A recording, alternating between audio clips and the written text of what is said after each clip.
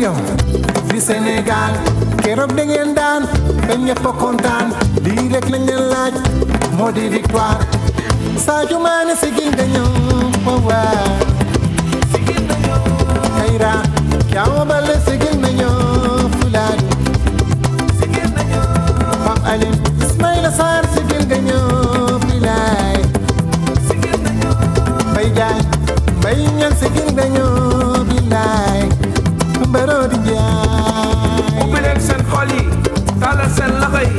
ñaanal sunu doom yi ndam di ñëw ci réew mi équipe nationale bu Sénégal équipe nationale bu Sénégal drapeau national bu Sénégal maillot national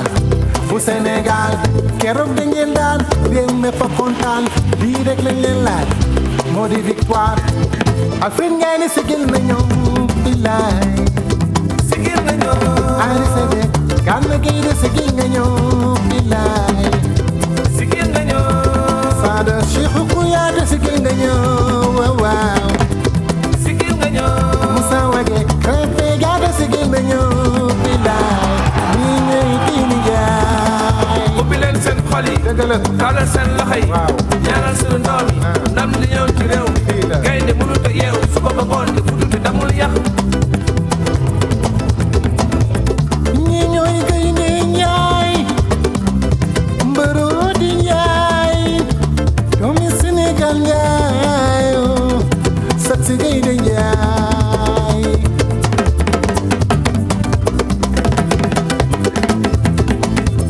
boobu léegi ñu ngi xaar di dunde yaakaar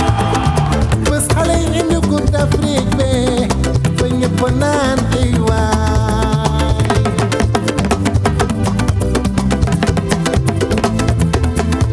Kalidou Koulibaly gaynde Njaay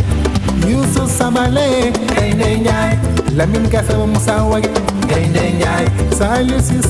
Sané gaynde Njaay Abdoulaye Diallo Edouard Mendy gaynde Njaay Aline Cissé gaynde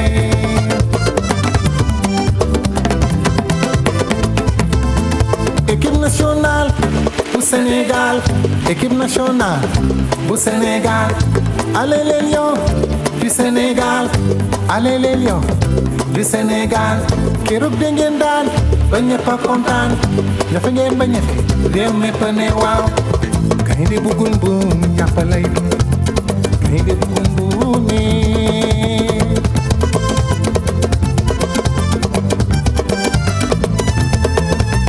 gaynde bugul buum ñàpp lay dunde gaynde bugul buum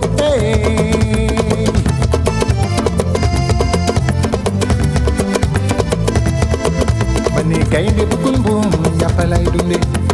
gaynde bugul buum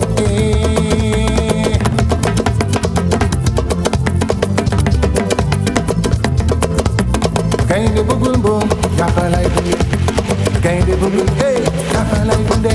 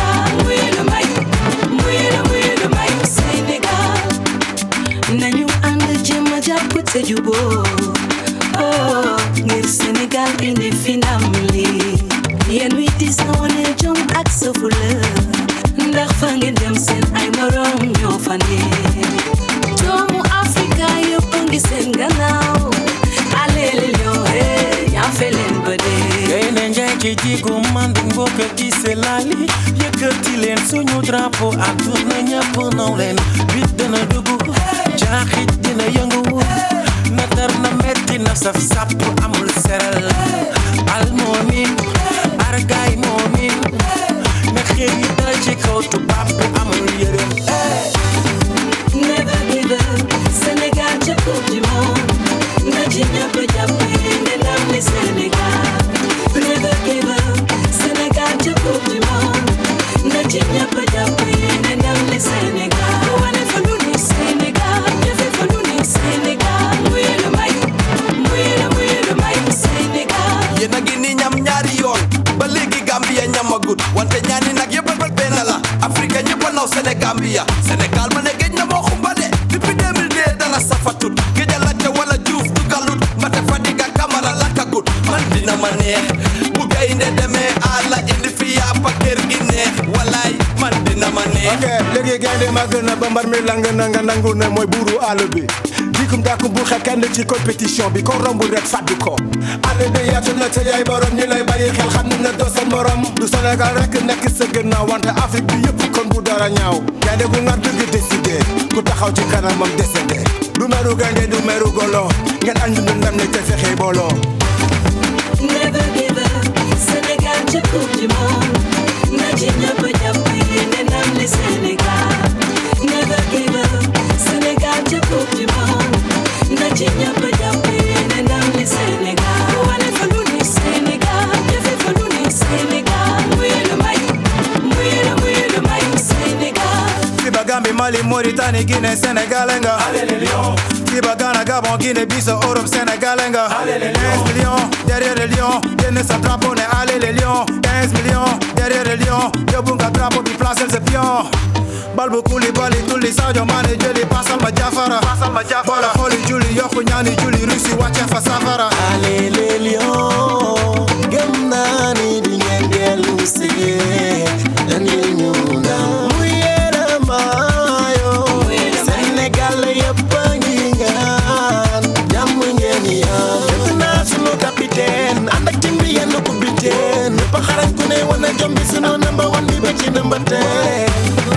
Never give up, Sénégal ca coupe du monde. Na ci ñëpp jàppee ne ndam li Sénégal. Never give up, Sénégal ca coupe du monde. Na ci ñëpp jàppee ne ndam li Sénégal. Wane fa lu ni Sénégal, jëfe fa lu ni Sénégal. Muy lu may Sénégal. Wane fa lu ni Sénégal, jëfe fa lu ni Sénégal. Muy lu may Sénégal.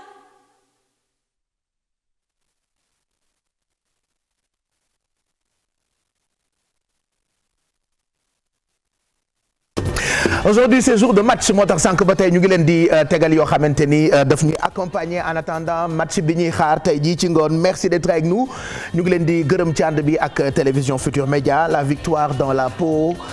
hisser les drapeaux frapper les balafons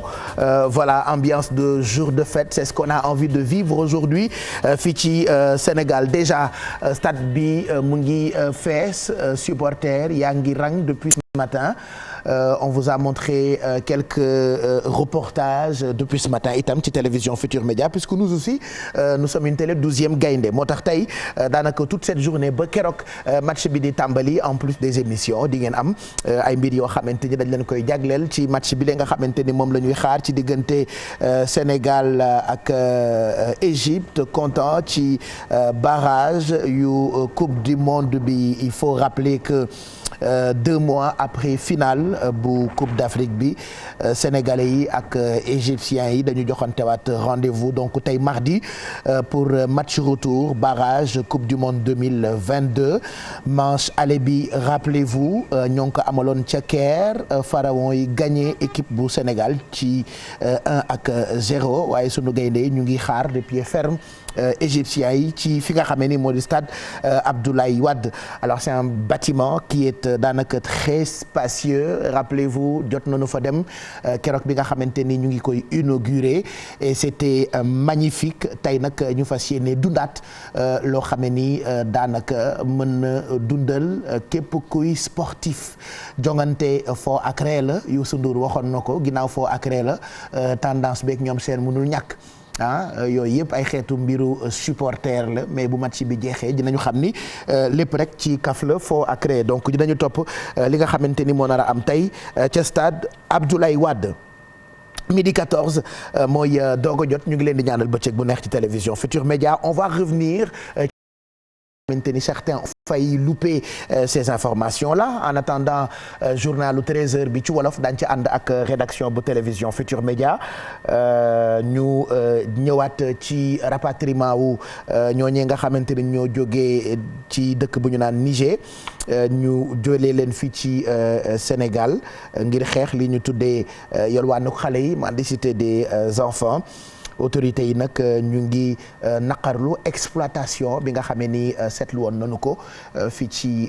Dakar dinañu déglu ci kanam tuuti Djibi Diallo muy sous-préfet bu Dakar Plateau ci reportage boo xamante ni Alassane Ba def na ko ci rapatriement bu nigérien yooyu le et puis ñàkkum gaz ci yenn quartier yu nekk fii ci Sénégal indi na daanaka ay jafe-jafe grossistes yi nag ñu ngi joxoñ baaraamu tuuma waa Total Énergie ñoom nag nee ñu ñoom ñooñee ñoo nekk ci blocage boobule daañ ci ñëw ci kanam tuuti ak Pape Fara Ñing et puis dinañu waxtaanee sargal Amadou Gueye Ati ancien maire de Ngor occasion la boo xamante ni ñoom ay ñoñom dañu ko doon souhaiter bienvenue ki ko wuutu di Magaye Ndiaye donc ci kanam tuuti dinañu dem fi nga xamante ni moo di Ngor donc en gros c'est quelques petites infos yoo xamante ni bëgg nañu ko partager ak yéen en attendant journalu 13h bi et puis Mamadou Ndiaye ak Merry Bey Diouf ñu ngi préparé wu ñoom itam ci kanam dinañ ñu présenter journal mais beneen journal la mooy li xew biir internet réseau social site internet YouTube ak yi nga xamante ni ñoo ngi koy dund via sunu ay téléphone portable sinon vous rappelez encore que comme chaque mardi dañuy ànd ak Orange mi nga xamante ni moo leen jagleel seen jeu méga win tey itam dinañu am benn gagnant boo xamante ni gagné na 1 million loolu nag bu ngeen ko bëggee c'est très simple comme vous le voyez sur ces images da ngeen di yónnee win WIN ci 22 722 mooy tax ngeen gagné kër gu yànji gi wala gagné auto ou bien 10 millions wala 1 million par semaine comme chaque mardi ci midi plus bi dañuy am tirage donc mën ngeen bokk ci pomi ci kaw ngeen yónnee WIN ci 22 722 ñu ànd itam ak 1xBet mooy seen jeu sportif bi nga xamante ni mën ngeen a parier am tuuti xaalis mais fekk amu leen 18 ans mënoo leen cee bokk donc profitez-en puisque tout le monde a la possibilité vraiment de se faire beaucoup d'argent grâce ak seen jeu sportif bi di 1xBet boisson King bu ñu demee ba ca kanam fekk ñëpp añ mën ngeen digalee ak King saveur naturelle facile à consommer pas de sucre am na orange am na ananas am na tropical ak fruits rouges c'est disponible un peu partout fii ci Sénégal et puis yéen ñi nga xamante ni yéen a bëgg ay produits bio mën ngeen dem fi nga xamante ni moo di Palais du Bio alors Palais du Bio nag di ngeen fa fekk ay produits à base de plantes naturelles pour les diabétiques ñi nga xamante ni ñoo amee tension cholestérol wala ñi amee manque d'appétit ventre plat taille fine bu ngeen ko bëggee di ngeen fa fekk seen thé bi di Chine Lady donc allez avoir ça ci fi nga xamante ni moo di Palais du Bio. gamme bi di Golden Herbe itam baax na pour góor baax pour jigéen dafa unisexe alors mën ngeen ko am daanaka ci yenn pharmacie ak ci grande surface yi am na crème moussante pour nettoyer le visage am na crème hydratante pour le visage aussi qui enlève les taches am na itam masque réparateur pour le visage am na masque corporel lait de corps en résumé 5 produits yoo xamante ne ñoom ñooy composé gamme unisexe bi di Golden Herbe et puis Lonase vous souhaite une très bonne journée un très bon jour de match Lonase nag mu ngi accompagner 12e gaynde bi ci match bu mag bi li nga xamante ni ca kanam la ñu koy amal ca stade Abdoulaye Wade midi 18 alors quelques infos laataa ñuy dalal suñu invité tey nag dinañu recevoir koo xamee ni bokk na ci rare artistes yoo xamante ni dañuy def ngoyaan voilà mënuñu ñàkk bañ a waxtaanee artistes yi c'est vrai que dans cette émission nous recevons tout le monde tey nag am na koo xamee ni Sénégal yëpp ko bëgg ci li muy def muy Khady Mboup nag di ngoyaankat dina ñëw ñu waxtaan xam naa ni bu doon sagoom daf leen di dëppal leget woyal leen waaye magazine bi comme dañuy waxtaan dina ñëw pour ñu waxtaan ci projet yi ak événement boo xamante ni moom Khady Mboup mu ngi koy préparer. Elle sera avec nous ci deuxième partie émission bi en attendant ñu ñëwaat ci rapatriement au Nigérien yooyu fi nekkoon doon yolwaan ak seeni jaboot yenn saa yi nga tasi ci kenn mu nettali la histoire bu doy waar da ngay gis benn père de famille ñëw ak ñaar ba ñetti jabaram ak ay doomam uniquement pour yolwaan donc ñoom loolu la ñu defoon peut-être métier ay immigré yu jóge woon seen dëkk ñëw fii ci Sénégal ci lëkkaloo gouvernement bu Sénégal nag jël leen rapatrier leen delloo leen seen dëkk loolee nag mooy wane détermination gouvernement bi ci xeex lépp loo xamante ne jëm na ci yolwaanu xale yi ñoom nag ñu ngi dénoncer exploitation boobu la nga xam ne ni ñoom ay mag daan nañ ko exploiter ay xale Al Hassan Ba lañ ci àndal ak Mouhamed Nabi Dia. Nathalie ngeen di gis wane ni am na lu soppeeku ci xar kanam buñ ko méngaleeg fan yi weesu nga xamante ni Nigérien ñoo fi nekkoon ñoom nag jot nañ leen delloo ci seen réew. nekkoon na loo xamante ne neexuloon a gis te tamit bokkul ci li ñongal dignité doomu aadama maanaam ngoru nit donc moo tax ba ñu yëgee situation bi ñu ko gisee ñu jël ci ay mesures mais mesures yooyu ñu jëloon nag dañ ko jël en concert avec responsable nigériens yi fi nekk au niveau local ensuite bi ñu demee au niveau central suñu kilifa yi tamit en concert avec état nigérien. gouverneur dañoo ànd ak moom ànd ak le préfet de Dakar ànd ak sous-préfet de Dakar ñu taxaw temm yéen ñi tey jii ba ngeen yoree seen caméra war ngeen gis ni fi mbaar nekkoon fi ñi nekkoon lépp dinañ ko bale ko raxas ko ba mu set delloowaat taaru Ndakaaru taar ba mu amoon di wax nigériens yi nag am nañ droit dugg territoire Sénégal ndax nag dañoo nekk ay citoyens de la CEDEAO ñu nekk nag ay africains rek président Macky Sall nekk président en exercice de l'Union africaine kon fu africain mën a nekk rek président Macky Sall da koy ñeewal mu xam ci lan nga nekk. opération bi nekkutoon lu yomb ndax ñàkk bokk langue bi ñuy wax waaye nag li ci mënti ne nañu jàpp ni kilifa yu fare ca Niger ñoom ñoo sàkku dellu si waat seen doom yi fi jotoon ñëw. delloowuñu kenn par force am na ñoo xamante ni ba ñu defee centre yi parce que nag ñetti centre laa def centre Gindi 81 personnes lañ fa yóbbu ñu yóbbu Kër Anaat mi nekk fii Liberté 6 ànd ak Sami social yóbbu fa 335 nit ñu jógee foofu ñu dem fii nga xamante ni mooy stade Amitié ànd fa ak l'armée ñu indil ñu ay tente ànd fa ak Croix-Rouge ñu ñëw jàppale ñu ànd fa ak district sanitaire bi ànd fa ak ñëpp koo xamante ni sapeur pompier nga ak lépp. nguuru Sénégal dafa jóg takku ngir xeex lépp li nga xamante ni yelwaan la ñeel xale yi buñ sukkandikoo ci sous-préfet bu Dakar Plateau xel mënta nangu ñuy exploiter ndaw ñi ngir wut lu ñu dundee. autant que am na ñeneen ñu koy def autant que aussi am na ay sénégalais yi koy def li am solo mooy que ne mendicité dafa nekk loo xamante ne tey dañ ko encadré ci réew mi. du bés bu nekk rek ak fu ñuy ndax lañ ko war a defee am na fu ñu ko war a defee ak bés ñu ko war a def loolu tamit il faut ñu bàyyi ci xel mais nag dafa nekk tey lu monnaie courante ndax est-ce que vulnérabilité bi moo ko waral est-ce que facilité bi moo ko waral quoi qu'il en soit ce n'est pas une solution définitive. nguuru Sénégal dana wéy di def suivi bu sukkandikoo ci sous-préfet Djibi Diallo ñu ngi jël ay dispositions ngir jël lépp li nga xamante ni ay motuwaay la ngir jëlee fi yelwaan ci mbedd yi.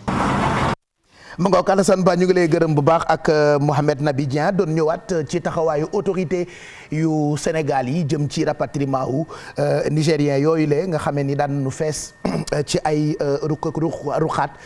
yu Sénégal daanaka dañ ci daan fees dell ak seen i jaboot ñu seetlu ci exploitation am na maa ngi koy wax sànq ay témoignages yoo xamee ni man fortaatu naa ko ci ñoom da nga ciy gis ab mag buy expliquer ni bi muy jógee ci seen dëkk yooyu dañu ñëw ak seen ay soxna ak seen ay doom uniquement pour yolwaan loolu nag xeetuk exploitation la muy combat boo xamante ni autorités yi ils sont déterminés pour lutter contre loolee nga xamante ni moo di mendicité des enfants. À propos des enfants, j'aimerais juste remercier maître Aïssata Tall Sall ci recevoir gi mu recevoir démb suma ay bokk yoo xamante ni bërki démb rek recevoir naa leen ñu ibbi ab centre fële ca Mariste boole ma ci parrain yi xam naa dinaa leen won keroog bi ma demee amal fa ab visite muy éducotisme alors éducotisme association la boo xamante ni mu ngi exister waaye dañuy ibbi centre sans l'aide de personne di jël xale yi nga xamante ni ñoo amee autisme di leen jàngal di leen former waaye di leen toppatoo ci seen motricité voilà donc démb nag madame Mbaye ak docteur ñoom ñëpp dem nañu seeti ki nga xamante ni moo di maître Aïssata Tall Sall qui fait partie de ñi nga xamante ne am nañu yaakaar ngir ñu jàppale xale yi nga xamante ne ñoo amee autisme donc moom maître Aïssata Tall Sall comme man ñu tànn ñu def ñu ambassadeur de ces enfants autistes je rappelle que bis bi ñu jagleel sensibilisation ci wàllu autisme daañu ko amal samedi bi dinañu passer journée bi ak xale yooyu la incha allah et puis on va revenir ci visitu association bi ñoom madame Mbaye ak docteur ak ñi ñu àndal ñëpp jóge ci centre bi demoon seeti maître Aïssata Tall Sall et puis demoon naa seeti leen semaine dernière ci centre boobule on va vous montrer ces images certainement d'ici demain Thioro Mbar Ndiaye rédactrice bu Midi Plus bi elle prépare document boobule bu ko defee ñu partagé ko ak yéen donc ñu ngi gërëm bu baax maître Aïssata Tall Sall li may faral di wax ni lu baax moom di ko joxe ak di ko def baax na waaye xam fa nga koy tàbbal a gën y a des urgences yoo xamante ni ñu ngi ñaan ñi suñu borom may doole ñu mën ko te ne ci réew mi nañu xam bu baax fi ñuy dugal seen ay ndimbal donc maître Aïssata Tall Sall ci disponibilité am ak ci mbaaxam ak ci uuf ñëpp recevoir yaay yile nga xamante ni seen ay doom dañoo amee autisme je pense que d'ici ak samedi dinañu ñëwaat bu ko defee ñu gën a sensibiliser puisque ñun itam ci centre bi la ñu bokk itam ci association bi. ñàkkum gaz gi ñu seetlu ci dëkk yu bëri fii ci Sénégal on en parle oui dans certains quartiers situation la boo xamante ni daanaka dafa indi dysfonctionnement ci wàllu gaz yi ñuy sensé parce que booy jënd gaz da nga yóbbu gaz bi vide sa kër yóbbu ko ci boutique bi c'est une lapalissade de le dire comme disait l'autre waaye nag grossistes yi ci seen ñàkkum gaz ñu ngi joxoñ baaraamu tuuma waa Total ñoom nag nee ñu ñoo indi blocage boobule ñu bëri ci ay boutiques yi sax dañuy bañ di jël ay bouteilles yoo xamante ni dañoo am yeneen couleur parfois ñi ngi jënd katu gaz la ñu déglu reportage am. ay jalu bouteille de gaz yu vide ci couleur bu ne ñu daal leen teg fii li ko waral moo nekk problème weccoo li nga xam ne moo nekk lii di bonbon yi gérant yi nag di joxoñ baaraamu tuuma kenn ci ñi nga xam ne ñoo nekk marketeurs yi jàpp nañu dysfonctionnement bi yëpp moom moo ko waral. ne Total moo le fondement du problème boo boolee l'ensemble des bouteilles de Total yi nga xam ne ñoo fa nekk ça fait presque plus de 200 000 bouteilles mu ne léegi ok léegi kon donc société bu nekk danaa jënd ci yow 10 000 bouteilles 10 000 bouteilles par 4 ñaata la ça fait 40 000 bouteilles sur 200 000 bouteilles kon donc ça reste presque 160 000 bouteilles yoo xam ne tey mu ngi toog entre Puma Touba Gaz Lobbu Mame Diarra et Ola Énergie loolu moo war a daanaka rupture bi parce que dem na ba finalement Puma mu ne léegi bouteille Total bu mu ñëwati usine am Lobbu Mame Diarra Touba Gaz ak Ola ñëpp accompagner ko ci fekk ko ci. lépp 200 000 bouteilles de gaz yoo xam ne dañoo vide nekk seen loxo ñoom gérant yi ñu am jafe-jafe ngir nag daal koy jébbal ñii di clients yi charretier yi ngeen di gis ci suba ba léegi ñu ngi taxaw fii ngir am gaz bu ñu yóbbu. amul waaw vraiment ñu ngi toog di ko xaar te nii lay demee nag yàgg na ay weer boobu ba léegi ñu ngi koy xaar mais da ngay gis ne situation bu doy waar daal lañ nekk xaw ma nag nan la demee. mais ñu ngi toog di xaar te chaque jour nii la ñuy nekkee parfois sax nga toog ba ngoon doo am gaz tey boo xoolee saret yi yëpp ngi taxaw oto yi benn demul benn dëppul askan wi aussi ñu ngi ñëw bu fii di laajte ci gaz bi. situation fi mu ne nag métti na ba ñi nga xam ne ñoo dëkk ci kër yi ñu ngi koy yëg. maa ngi jógee unité 1 ba ñëw unité 3 dépôt gaz di wër gaz amul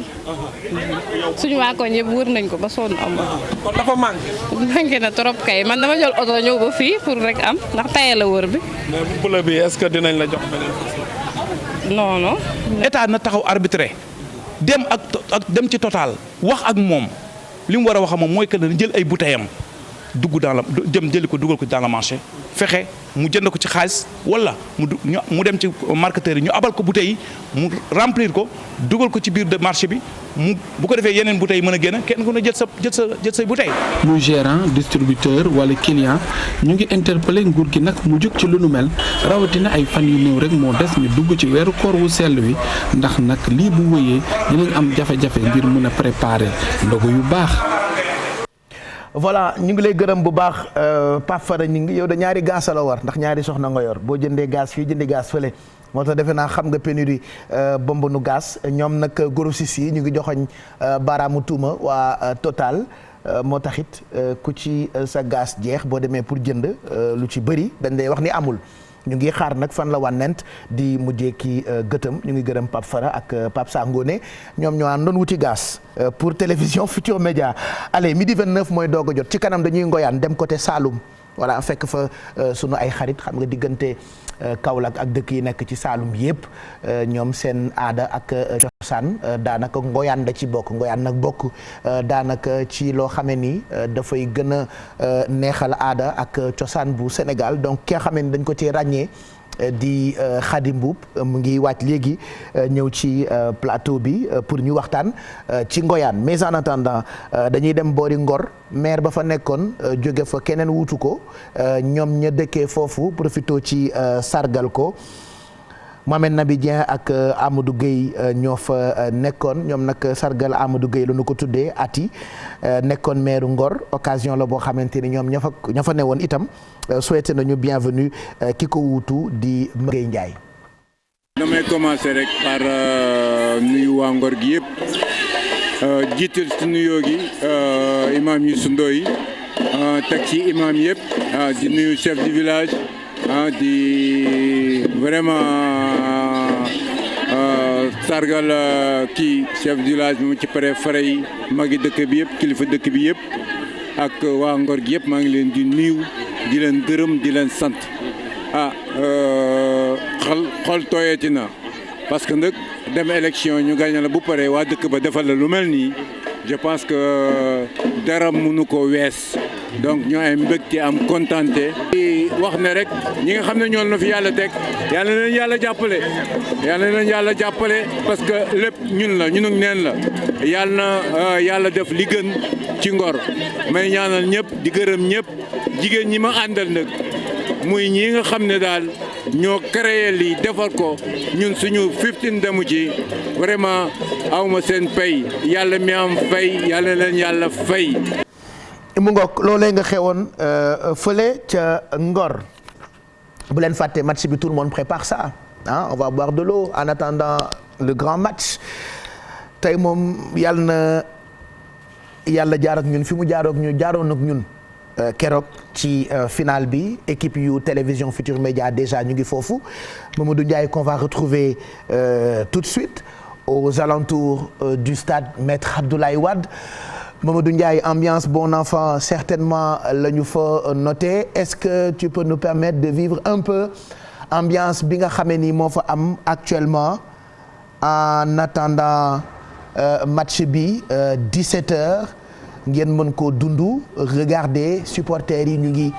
ci wetu stade bi depuis ce matin. Voilà donc Mamadou Ndiaye qui est en train de vous montrer ce qui se passe exactement. Foofee ca stade da ngay nekk ci télé bi ñu lay woo musuma gis lii bàyyi leen tooñ voilà donc je disais aux alentours du stade Mamadou Ndiaye mu ngi fa ak équipe yu télévision Futur Média on vous montre un peu ambiance bi ak 12e gaynde bi en attendant match bi ce sera pour tout à l'heure Sénégal-Égypte Mamadou Ndiaye comment le supporter yi fa nekk di dundee ambiance bi actuellement. jërëjëf El Hadj yegg si nañu fii ci stade Abdoulaye Wade gis ngeen rang bi wala nit ñi déjà il fait exactement 11h et quelques yoo xamante ni nit ñi déjà ñu ngi rang bi nga xamante ni moom la ñuy def ngir fexe dugg ci stade bi ngir teewee tey match bi nga xamante ni Sénégal moom la fas yéene jàkkaarloo ak Égypte bu la nekk journée historique loolu la sélectionneur bi wax démb waaye tamit Sénégalais jàpp ko ndax gis nañu ci réseaux sociaux yi fépp boo xamante ni ci ay plateforme la gars yi ñu commencé lancer message yi supporters yi ngi jóge fu ne ay gars yaa ngi sol seen drapeau national gars yi ñëw ñoom ñëpp fas yéene supporter gars yi da ngeen teel a ñëw rek. waaw gis nga teel a ñëw rek xam na dañ ñëw pour pousser deuxième pour ñu am victoire finale ndaxte mobilisation bu fort ku gis li xam nga ne tey du yomb gagné. Bon, depuis 9 mois ba léegi ñoo ci rang écart bi waaw ubbi nañ ko moo tax ñu bëgg a delluwaat seen place mën a am accès ci stade. gars yi da ngeen wuyu appelu sélectionneur bi mooy ñëw tey ak say drapeau équipe nationale. dañoo ko bëgg waaw dara dañoo ko parce que ñun tey da ngeen teel a contact 100%. parce que ñun dañoo indaale suñu carte toog di xaar. incha allah incha allah. asalaamaaleykum. dañoo ko bëgg waaw dara dañoo ko parce que ñun tey da ngeen teel a contact 100%. parce que ñun dañoo indaale suñu carte toog di xaar. incha allah. ok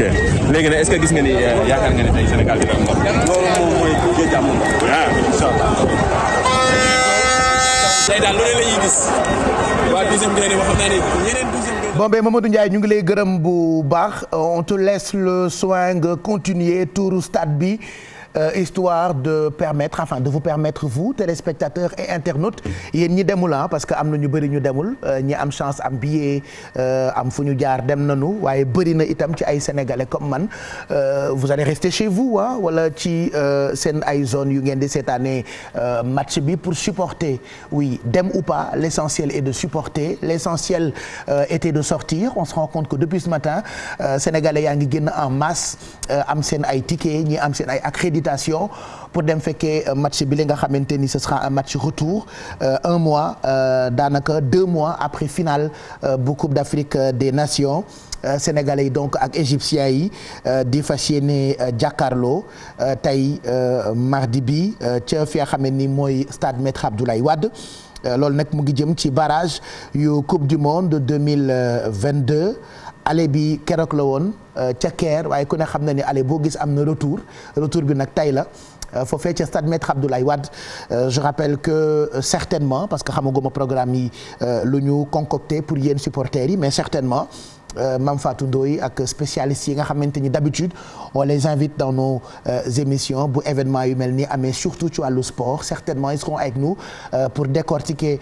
avant décortiquer après match bi nga xamante ni tout le monde attend ça donc à tout moment mën nañu dem fi nga xamee ni moo di stade Maître Abdoulaye Wade fekk fa Mamadou Ndiaye ak sunu équipe yi. On vous souhaite une très bonne journée. amaat nañu gagnant on va le découvrir dans quelques instants ci plateau Midi Plus bi en attendant nañu manko rek jëli ndam li El Hadj Diouf Lak Fayda.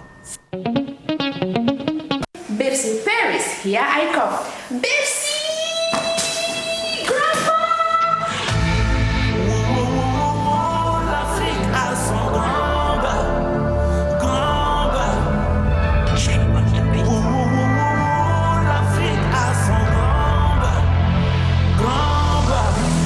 bés bi bésub jàmm ak lang la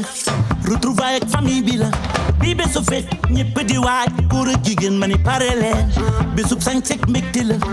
adduna yëpp daje fa ku la fa jiitu nanga ko fa fekk fexeel ba buñ la ko nettalee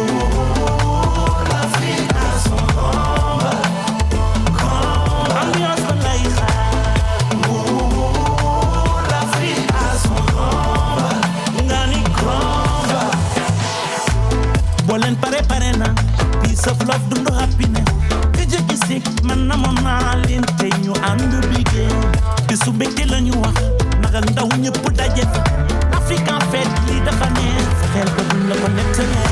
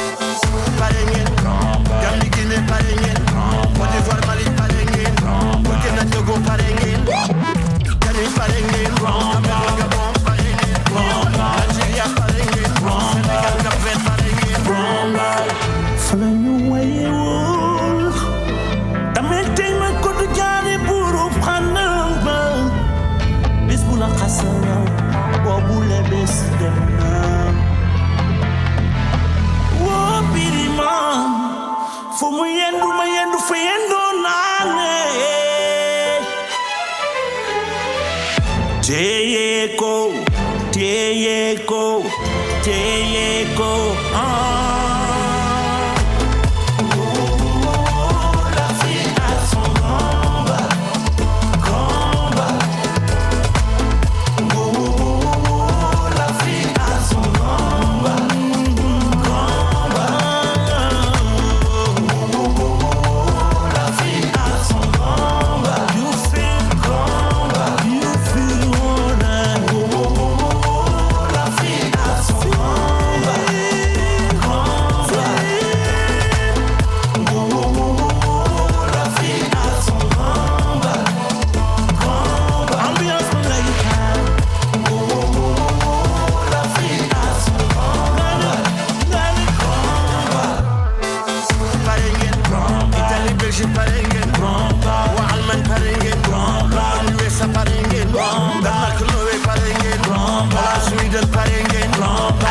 Espagne pare ngeen waa France pare ngeen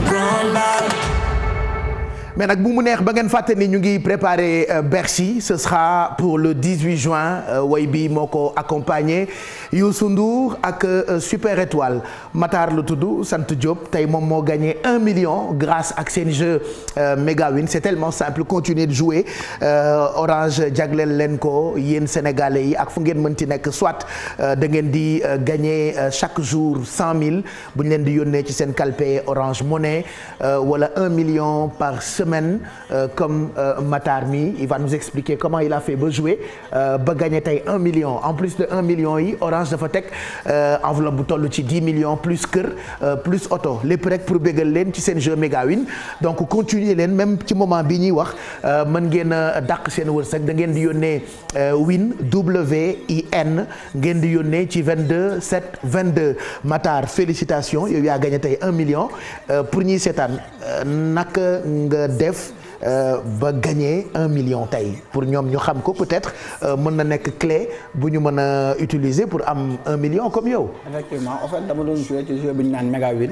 bon maa ngi ko doon jouer au 22 7 22. donc di gagné ay points noonu laa def di gagné. yaa ngi joué depuis kañ déjà yàgg na tuuti. ok xaw na yàgg ñu dem noonu may gagné ay points. benn woo ma ne ma yow yaay gagnant wu semaine bi. gagné nga 1 million. et que am na jeu concours bi nga xamante ne tamit mën nga ci gagné 10 millions. donc ñu ngi waajal boobu di jouer waat tamit quoi. jouer rek ñu woo la ne la gagné nga 1 million est-ce que tu y croyais bi ñu lay woo téléphone bon pas tellement parce que daf ma xawoon surprendre tuuti. d'accord yan genre question nga ciy jot ci Mega Win bi ay question wu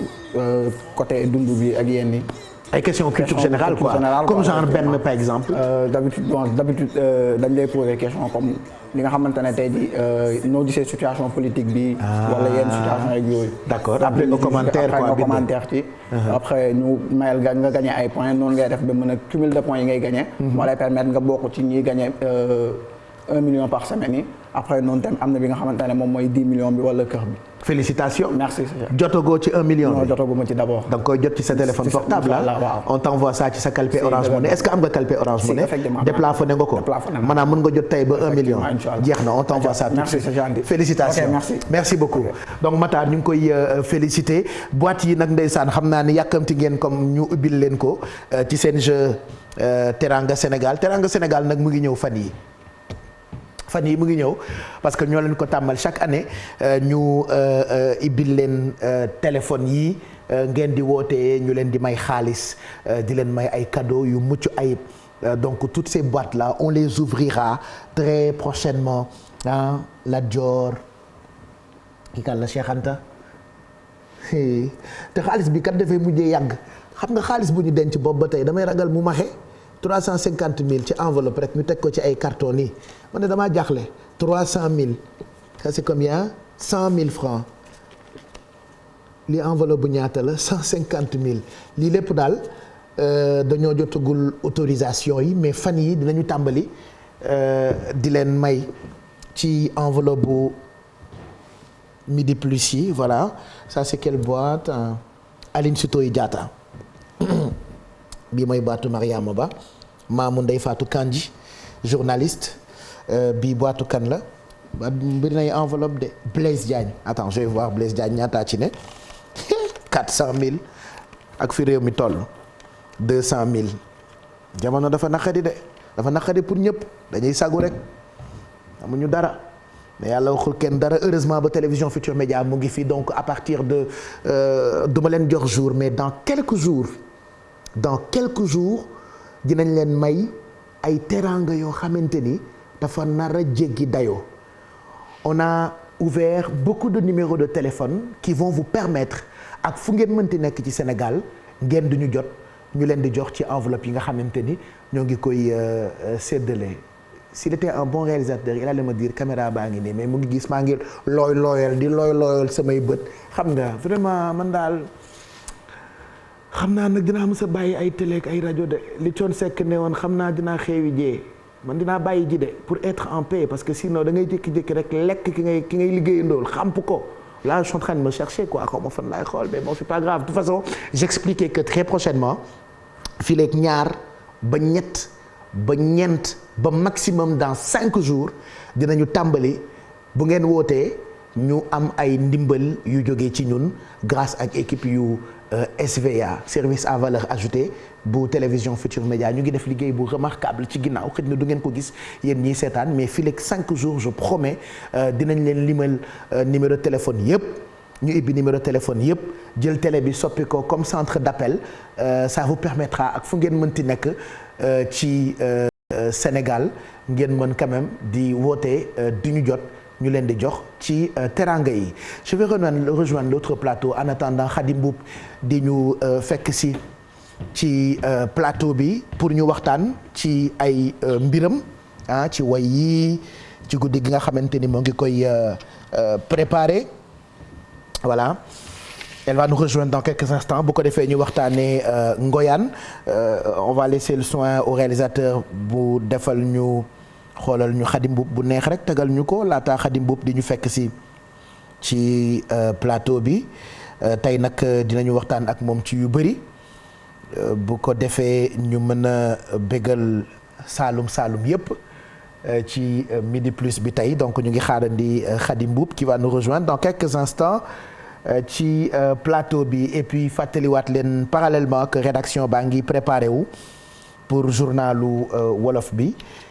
xam naa ni lu ci ëpp mu ngi jëm ci match bi nga xamee ni ñoo ngi koy préparé pendant que ngay préparé clip bu Khadim Mboup bi ñu xoolaat li xew actuellement aux alentours du stade Maître Abdoulaye Wade voilà lu fi ay di jàmbat tey nag àddina bi yëpp match bi la ñuy waxtaanee ci diggante Sénégal ak Égypte bërki démb ñoom égyptiens yi bi ñu yegsee gis ngeen daanaka ñi nekkoon aéroport bu Thiès bu Diass ni ñu leen accueillir donc daanaka def na ñaari weer bi ñu ndulli metti waa Égypte ba jël Coupe d'Afrique bi keroog ci matchu aller bi jëm ci barrage Coupe du Monde 2022 ñu demoon Caire retour bi nag tey la incha allah match bi ñëpp di ko préparer xale yi ñoom teel nañoo dem stade regarder li nga xamante ni moo jëm ci ambiance bi avec nos équipes qui se trouvent là-bas depuis ce matin donc dispositif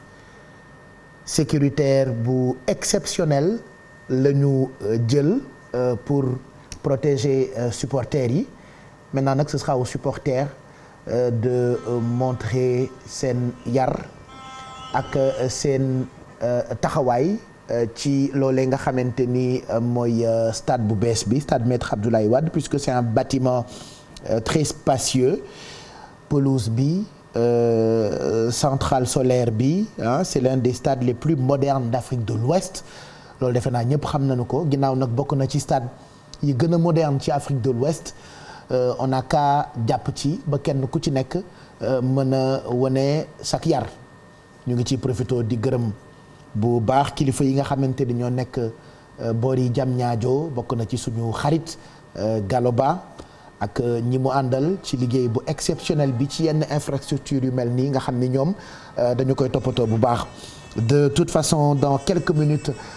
Chérif Dia la ñuy àndal ak rédaction bu télévision Futur Média dinañu détailler li nar a xew tey ci match bi diggante Sénégal ak Égypte en attendant je vous propose une page de pub